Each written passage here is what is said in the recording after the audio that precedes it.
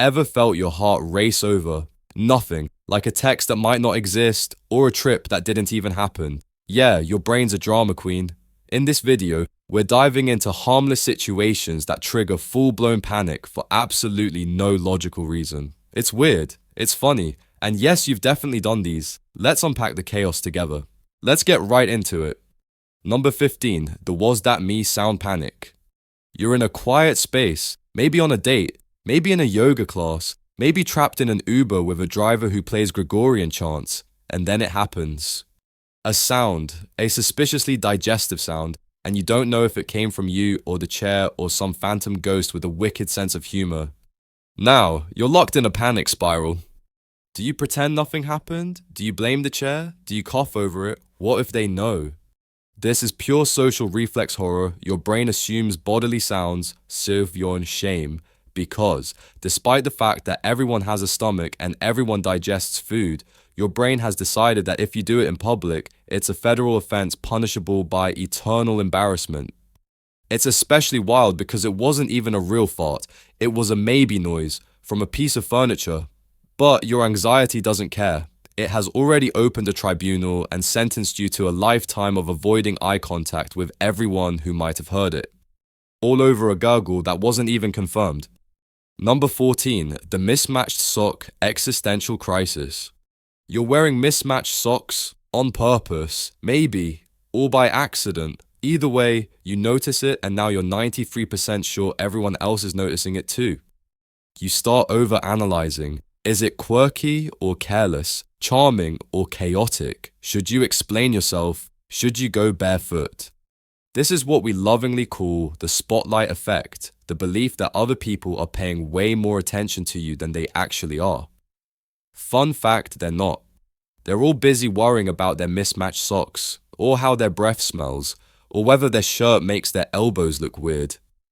But your brain, it thinks you're center stage, under a spotlight, with a fashion critic narrating your every step like it's fashion week for anxious goblins. So now, instead of focusing on your actual life, you're locked in an internal debate about socks, which, by the way, are hidden inside your shoes. Meanwhile, everyone else is just trying to buy cereal. Number 13, the silent room throat crunch. You're in a quiet room, like really quiet, a meeting, a classroom, maybe a weirdly tense waiting room with carpet that absorbs sound like a black hole. And suddenly, your throat decides to make a weird noise. Not a cough, not a burp, just some Frankenstein hybrid of both. You try to suppress it, which of course only makes it louder. Now your body's auditioning for a demon voiceover reel while your soul quietly packs its suitcase and heads for the exit. This is your body's way of betraying you in moments of peak tension. It's like it senses, ah yes, silence, social risk, time to unleash something gross and involuntary. The psychology behind it, it's all about hyper-awareness. When everything is silent, your brain becomes intensely tuned into bodily sensations it usually ignores, like that microscopic itch in your throat. And the more you focus on not making noise, the more your body starts panicking about making noise.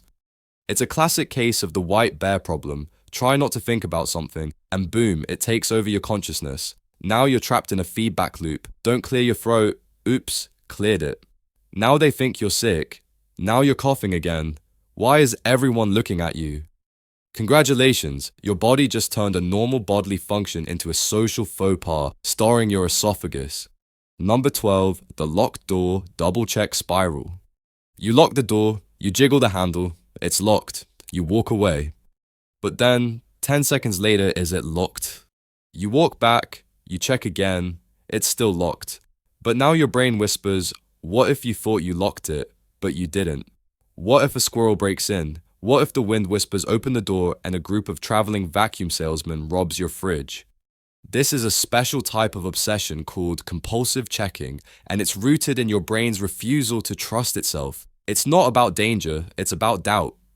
Your brain wants certainty, 100%, FBI confirmed, notarized certainty. And because it can't have that, it sends your nervous system into a loop of just to be sure rituals.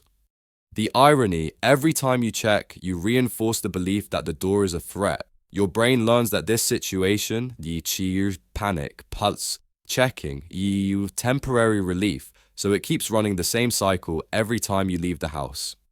You're not crazy, you're just human, a human with a door handle that now probably thinks you're in love with it. Number 11, the wrong name curse. You're chatting with someone, it's going well, you're charming, you're funny, and then you call them by the wrong name. Time freezes. They smile, but your insides implode. Your brain rewinds the entire conversation like a forensic scientist analyzing evidence from a crime scene. Did they notice? Are they offended? Have you ruined everything? This is a classic identity misfire panic. It's not just about getting a name wrong, it's about what the name represents: respect, attention, basic memory skills, and when you fumble it, your brain treats it like social treason. Your internal dialogue goes full courtroom drama. You had one job. It screams, his name was Mike, not Mark. Now he'll never trust you again. Here's the kicker, everyone does this. It's a memory glitch, not a moral failing. But your brain doesn't care. It's too busy sentencing you to 5 years in cringe prison, where the walls are made of replayed awkward moments. So now, every time you see them again, your brain will flash a giant neon sign that says wrong name, and you'll panic all over again. Number 10, the almost trip paranoia. You're walking down the street, confident, cool, and then your toe catches on nothing. You do that flailing arm dance, regain your balance, pretend it never happened. But inside sheer horror. Why? Because your body thinks you almost died. Meanwhile, your brain is convinced that every human within 100 meters saw your awkward windmill imitation and has already uploaded it to TikTok. This is a collision of two primal fears: physical vulnerability and public embarrassment. Your body panics because it thinks you almost face planted into a brick sidewalk. Your brain panics because you just lost your social armor and briefly looked like an inflatable tube man having a crisis. It doesn't matter that you didn't fall. It doesn't matter that literally no one cares. The sensation of losing control for a second activates the part of your brain that's convinced you're now the town jester. What makes it worse? You have to keep walking like nothing happened, while silently hoping a hole opens in the ground and swallows your dignity whole. Number 9, the grocery line guilt spiral. You're standing in line at the grocery store. Everything's fine. You've got your oat milk, your broccoli, your 14 frozen burritos, don't judge. And then, the cashier scans something twice, or asks you a question, or you realize you forgot your reusable bag. Suddenly, your internal temperature spikes like you're being interrogated by the FBI. Your face turns red. You fumble with your wallet like it's your first time touching a physical object. You start apologizing for everything, for breathing, for existing, for that time you jaywalked in 2013. This is retail performance anxiety, and yes, that's a real thing. It's the same flavor of panic you'd get on stage, except now it's brought to you by fluorescent lights and strangers judging your produce choices. Your brain interprets this as a social transaction test. Even though no one is actually evaluating you, you feel like you're being graded on speed, politeness, and how smoothly you can swipe your card while pretending your card didn't just decline for no reason. Ironically, the more you panic, the more likely you are to drop your change. Say you too when they tell you happy holidays or forget how math works. Your nervous system, meanwhile, is doing somersaults like, yes, let's make this random Tuesday feel like a life or death showdown with Janet the cashier. Number 8, the sudden microphone terror. You're in a Zoom call, your camera's off, you're muted, you're safe. And then, the unthinkable, the red mute icon disappears for a split second. Did your mic turn on? Did they hear you sigh? Did they hear your roommate yell about the cheese shortage again? Did someone just say, bless you to your sneeze? Your heart rate spikes, your face goes hot. You go into full ninja mode, checking settings, whispering to your keyboard like it's a bomb. This specific panic is a beautiful example of perceived surveillance anxiety. Your brain associates the mic with exposure suddenly. The whole room feels like a theater stage where you might be mid-act and unaware. You didn't even say anything weird, probably, but that's not the point. The possibility that someone caught you being normal but private is enough to trigger DEFCON social embarrassment. The actual odds that anyone noticed, basically zero, but tell that to your pulse, which is now sprinting like you accidentally live-streamed your internal monologue. Number 7, the unread message that feels like doom. There it is. A message from your boss, your mom, or a number with no name, just sitting there, waiting, unread, unopened, unnerving. It could be, hey, how are you? But in your mind, it's already we need to talk, followed by 15 different personal failures.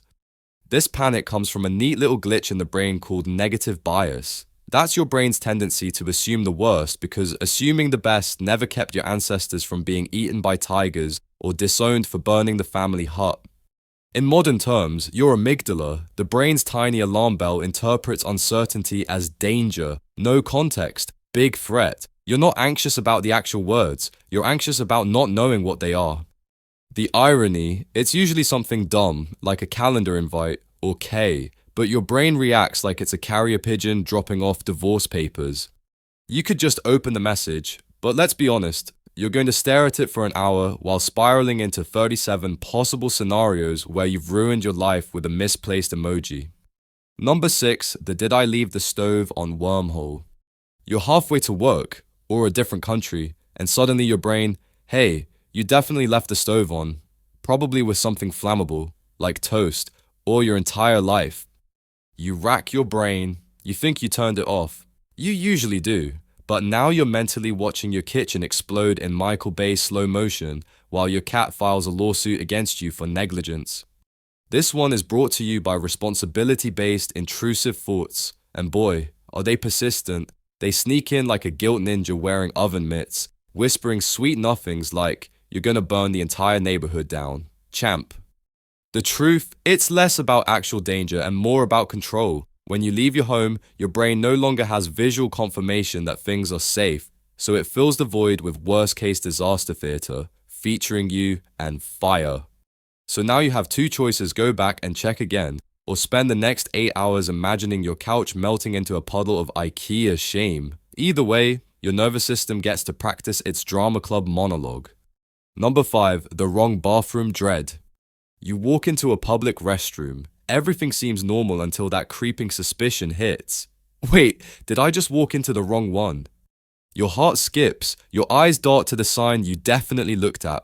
You scan for urinals, for stalls, for signs, but your brain, it's already composing your apology press release and picturing the security footage going viral.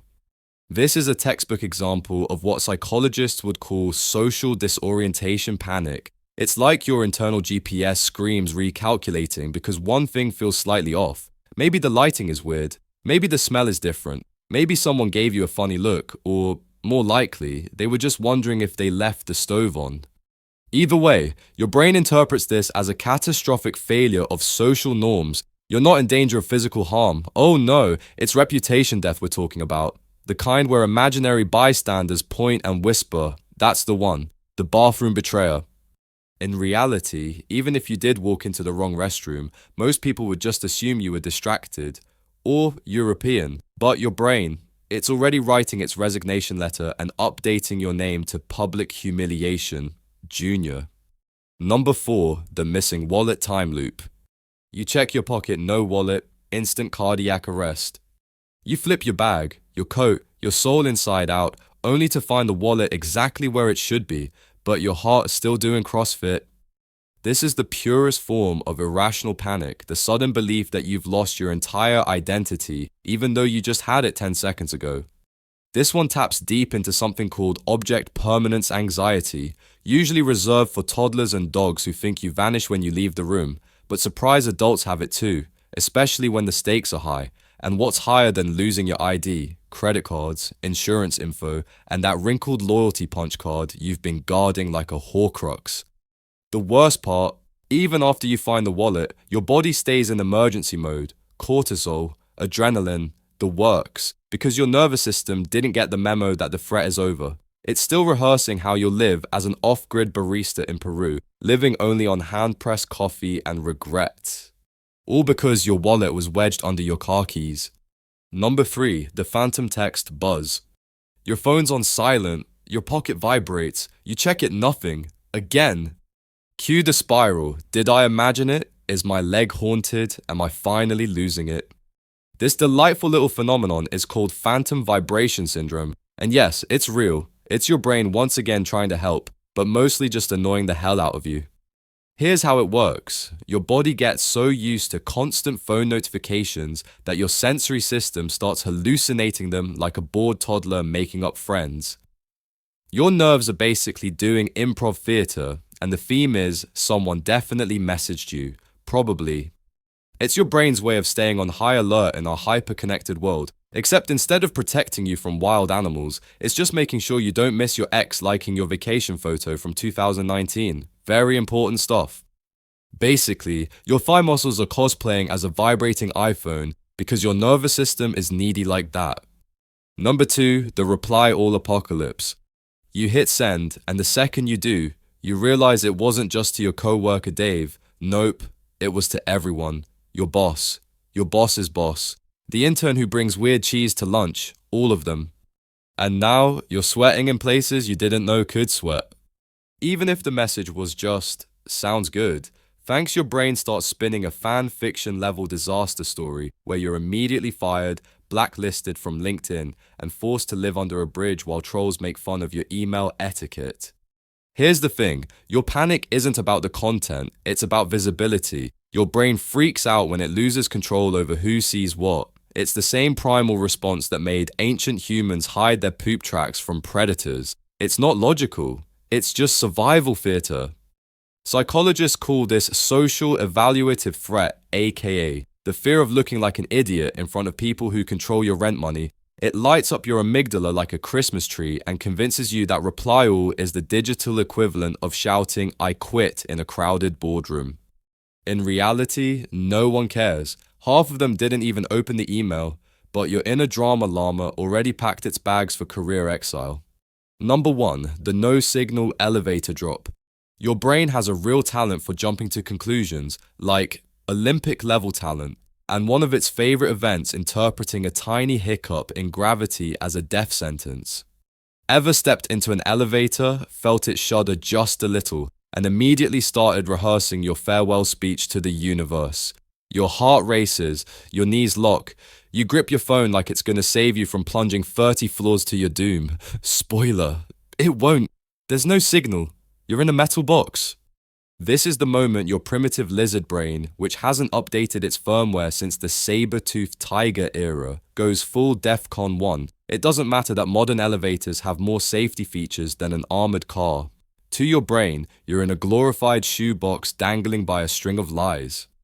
What's happening here is a sweet little cocktail of vestibular confusion and catastrophic thinking. The slight shift in motion messes with your balance system, and your brain, being the drama queen it is, fills in the blanks with worst-case scenarios. Because, naturally, normal mechanical function is never the first guess.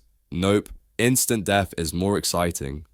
Basically, your nervous system throws a surprise panic party over a perfectly normal box ride, and you're the unwilling guest of honor.